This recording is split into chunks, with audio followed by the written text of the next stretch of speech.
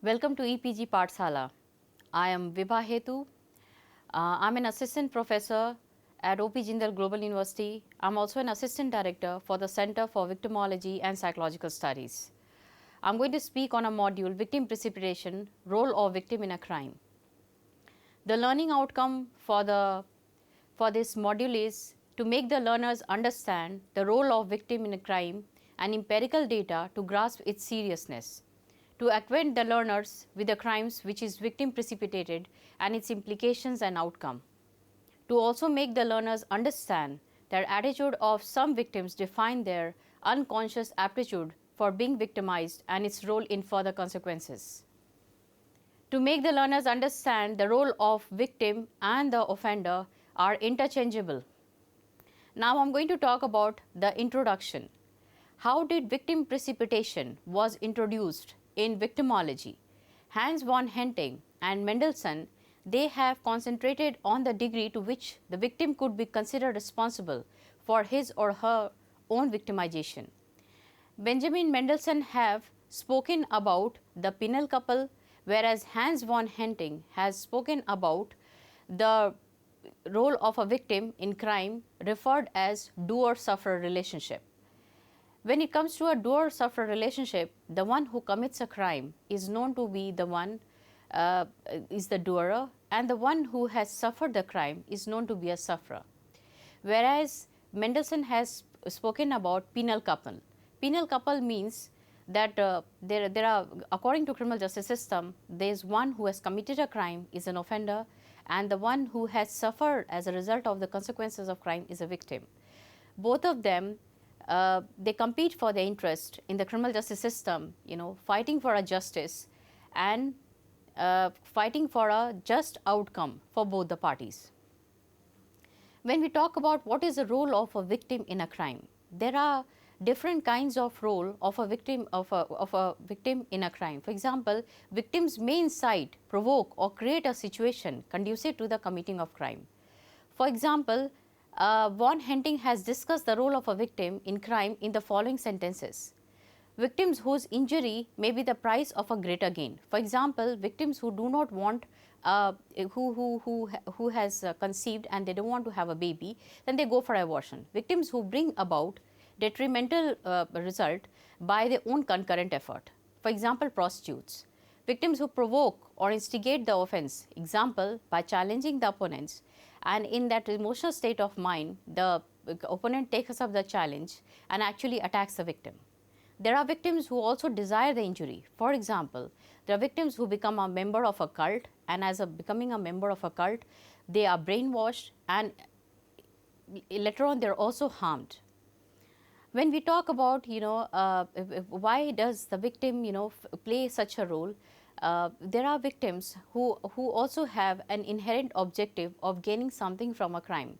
For example, it can be money, it can be property, or it can be anything else. So there is also an example where a wife who actually did not was seeking a divorce from a husband, but she let while the divorce was pending in the court of law, and whenever the husband visited the child, she often encouraged the husband to come over and sleep at night in their home. And when the whole money was actually used by the victim, then she actually fended off the offender.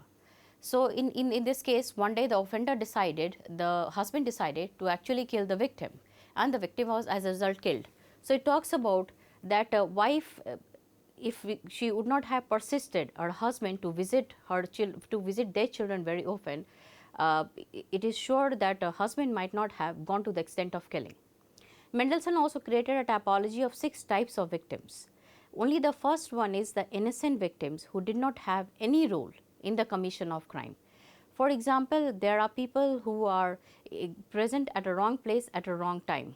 For example, children who are sexually abused, and there are people who meet with a road accident without having any contribution in the crime. Such victims could not have averted the offense by anticipating it or by preventing it, because they were not aware that they are going to be victimized. Rape or murder victims also, when the crime is unforeseen, unprovoked, and perpetrated by complete strangers. So they are completely innocent victims. Victims with minor guilt. This category includes victims who, with some thought, planning, awareness, information, or consciousness, could have expected danger and avoided or minimized the harm to themselves.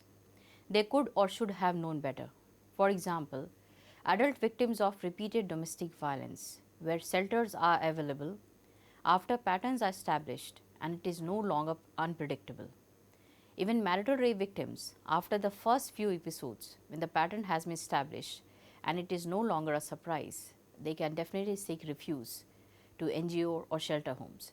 Women who are raped after choosing to get drunk, and the minor responsibility is for electing to be completely helpless and unconscious at the full mercy of others, and others who take advantage of such victims. Then some victims, who are present with youngsters, who associate with youngsters, they are also likely to be victimized as a result of that.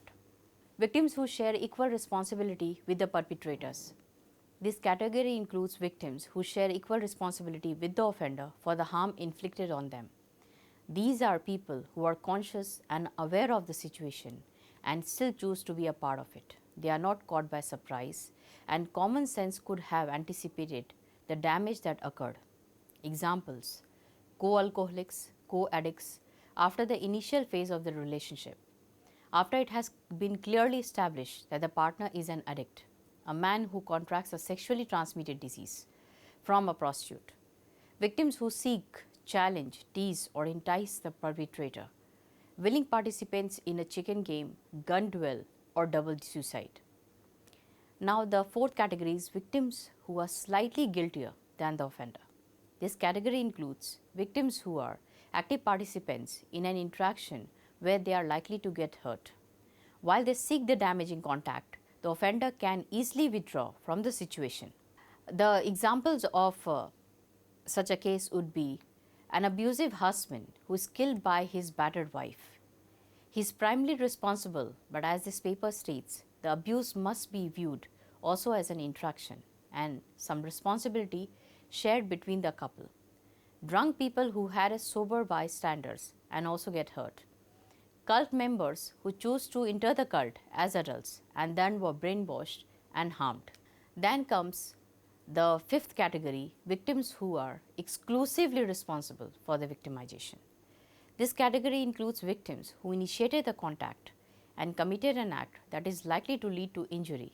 In these cases, the one who inflicts the damage is not guilty and acts in pure self-defense or as expected from his position. This category is reserved for legally and clinically sane adults. Example: rapists who are killed by the complete stranger victims in self-defense, or mercenaries who are wounded or killed. Then comes victims who pretend to be victims. For example, they are simulating or pretending victims, such as they pretend as paranoids, hysterical, and senile persons who give evidence in the courts in order to obtain sentence against an accused person. Senile person would be the one who pretend to be a senile person, that they are suffering from the old by virtue of a old age, or who pretends to be suffering, who pretends to be a paranoid, pretending that they are suffering from multi-personality disorder, and those who pretend to be hysterical victims, that means they have wild emotions, they are suffering from wild emotions. Feminist researchers find that women are considerably more likely to be victims of rape by husbands or ex-husbands than strangers. Later studies were also concerned with types of victims and the role of victim in crime in general or in specific crimes. Let's talk about property. There are many victims who are also become a victim of property damage.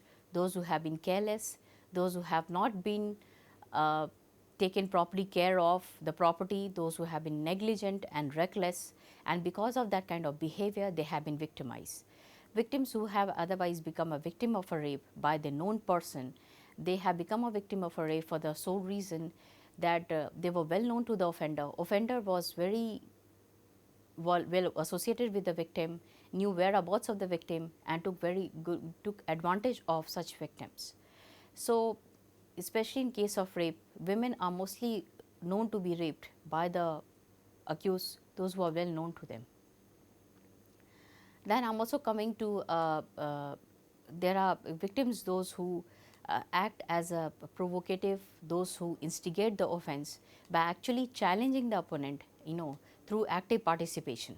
Then I am also going to discuss about what are the Fatah has spoken about 10 schemas, talking about what are those 10 schemas which actually contributes into the role of the victim, and where victim has actually been victimized as a result of that crime. For example, opportunities. Opportunities are linked to the characteristics and activities of potential targets. Second one is risk factors. Socio-demographic characteristics including age, gender, area of residence, or absence of guardianship. Motivated offenders, the criteria by which offenders select their victims. There are offenders who will anyway commit crimes. Exposure to potential offenders and risk situations also enhances the risk of criminal victimization.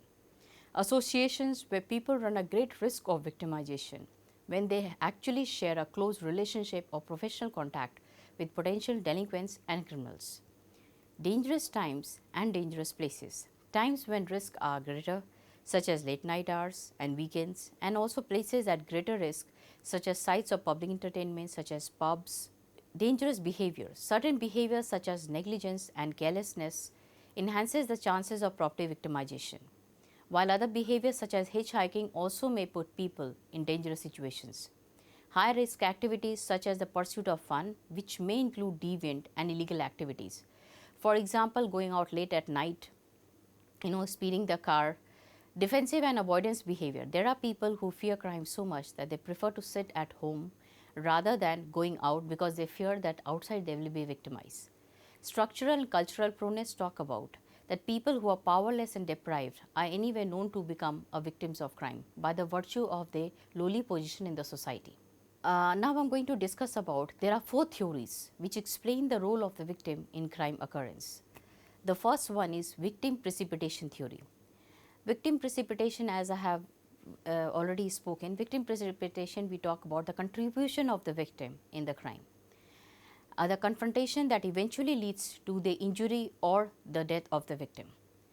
Precipitation can be either active or passive. Active precipitation occur whenever the victim first uses physical force against the subsequent slayer. Active precipitation occurs when victims act provocatively, use threats or fighting words, even attacks first. Now, for example, according to Amir, he has spoken about female sexual assault victims. They often contribute to the attacks by dressing provocatively or pursuing a relationship with the offender. Even in domestic violence cases, some abused women may commit suicide, but in the end, they also are in extreme cases, they are also likely to kill their abusive partner. Victim precipitated aggravated assault was defined in the National Survey as occurring when the victim was first to use either physical force or insinuating language and gestures against the subsequent attacker. In passive precipitation, this so happens where victim do not actually actively participates in any interaction, but victim actually victim exhibits certain characteristics. By virtue of that certain characteristics, the victim is likely to indirectly, without the knowledge of doing that, the victim is likely to challenge the offender. For example, a victim who actually belongs to a lower caste, okay, and actually starts getting the same kind of reputation which was earlier enjoyed by the higher caste people. So that way the people from a higher caste may conceive it as the person from a lower caste is actually challenging them. Then they are also the people from higher caste likely to commit crimes against the lower caste.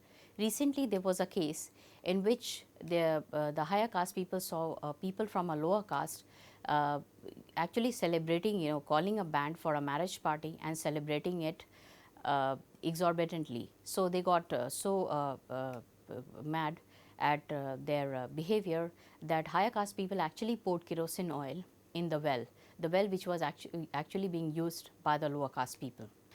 There also can be another example where there are two people, both are competing for a promotion, and both are, I mean, both consider themselves to be equally competent to actually get that promotion, but one of them gets a promotion and the other one does not get. So the first one may actually take out his frustration against the other person for getting a promotion. Now I'm also going to talk about what is a lifestyle theory. Lifestyle theory talks about that crime is actually a result of a situational factors. That means if there are certain situations, if victim is able to avoid, then victim may not actually be victimized. And lifestyle model talks about that there are people who purposely put themselves at risk by going out late at night, by associating with young men, by living in an urban area, by getting drunk and interacting with strangers, and also by frequenting the places such as pubs, then places of public entertainment. So such people are likely to be more victimized because of the lifestyle they have adopted. And high risk lifestyle means that they stay alone, they are vulnerable because of their loneliness, they may be a divorcee woman, they may be a single woman, they are educated, they are working, and people are well aware of their vulnerability. They might also be emotionally vulnerable. For example, young runaways are at high risk for victimization. The more time they are exposed to street life, the greater the risk of becoming crime victims. Teenage males have an extremely high victimization risk because their lifestyle places them at risk both at school and once they leave the school. While they are at school, they may also interact with the students, those who are those who love to be a truant at school. For example, they don't go to a school, and outside it all depends whom they interact with. They also might go drinking with some of the teenagers while they might be still small for the drinking age, but they pretend to be that they are adults and they may frequent such places, and they may also get into a brawl with other youngsters. And some youngsters also may encourage them to take drugs, to sell drugs, to earn easy money, and also may teach them such lifestyle as to how to use gun and all that. And slowly they don't really realize, and slowly they start deviating, transgressing from the regular norms of life, and they may even start abusing drugs, get into a gang, become a member of a gang, and are likely to be caught in the web of a crime. Now I'm going to talk about deviant place theory. According to deviant place theory, victim are crime prone because they actually reside in a socially disorganized high crime areas. They have a greater risk of associating with criminal offenders because of the area which is deviant in nature. It has a maximum transient population where residential area along with commercial areas exist side by side. So that way there are many population which comes in for work, stay for a short time, and they are likely to go out. There is also something called, there may be a conflict between the cultures because there are different people who are staying there. There are people, and there are so many people who are poor, they stay there just for the opportunity they keep looking for in order to harm the people, those who are staying there. So, and such establishment provide criminals with easy targets for theft crimes such as shoplifting. Successful people stay out of these stigmatized areas. They are usually from affluent areas where they, if, with little precautions, they keep themselves safe. Whereas it's very different when it comes to a deviant place theory, where you have mentally ill people, even elderly people, children, those who are not well looked after, and because of the same reason they also come into a contact with the people, those who have a criminal bent of mind, and they are likely to become criminals because of that. And they are also not able to protect themselves, even though they try harder to be safe than do the more affluent, because of the reason that they stay in that area. Now I'm going to talk about routine activities theory. Routine activities theory is actually based on three criteria. For example, there is a motivated offender, there is a clear-cut target, and there is a absence of capable guardian. It talks about that no matter how conducive the environment is, how good the society is, where there's a equality prevails, there's a equal access to resources, but still there are people who are likely to commit crimes, and they are likely to victimize other people. So for the same reason, and they do it only when they know that there is no availability of capable guardians. Now, for example, there are, especially in urban areas where both parents are working, they don't give enough time to their children, and the children, they associate with such relatives or with such friends who motivate them to commit crimes, even though they may commit crimes only for sheer fun. For example, joyriding, where they pick up a car and they simply go for one ride and they drop the car just anywhere. So targets are more likely to be victimized if they are poorly guarded and exposed to a large group of motivated offenders such as teenage boys. According to some victimologists, actually victims trigger criminal acts by their provocative behavior. They may instigate inside the offense by actively interacting with the offender, placing oneself at risk by going out to different places, interacting with young people or strangers, even getting drunk, and then being not at all conscious of the fact that they are in a different place with a different person whom they hardly know. Victimologists say that there are people who are motivated offenders. No matter how good the society is, they are still likely to commit crimes, because for the very blend and for the very nature of committing crime, that they will commit crime, they will indulge in crime. And even some victims, they may not actively participate, they might be passive precipitators, but offenders may perceive them to be a threat, and they are likely to take actions against them. The idea over here is to understand what are those situations in which victims are caught, and they do not understand the seriousness of such situation, they undermine such situation, and they are caught unconsciously and they are victimized. The idea is to understand what are those situational factors in which victims are likely to become a victim of a crime, and some offenders, even though they may not have an intention to commit crime, but they decide to commit crimes on the spur of the moment. So that is why it becomes very important to understand, to avoid those such situations, victims can avoid such situations, such situational factors, which may help them not becoming a victim of crime and keeping themselves safe. Thank you.